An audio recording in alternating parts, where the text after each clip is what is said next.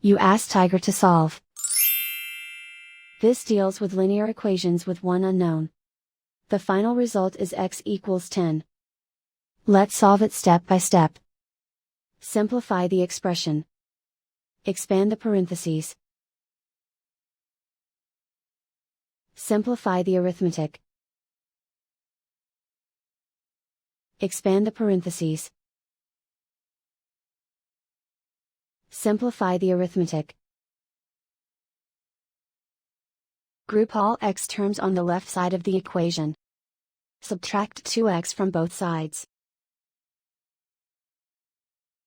Group like terms. Simplify the arithmetic. Group like terms. Simplify the arithmetic. Group all constants on the right side of the equation. Add 10 to both sides. Simplify the arithmetic.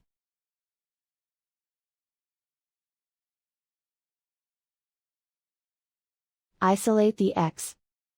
Divide both sides by 3. Simplify the fraction. Find the greatest common factor of the numerator and denominator. Factor out and cancel the greatest common factor.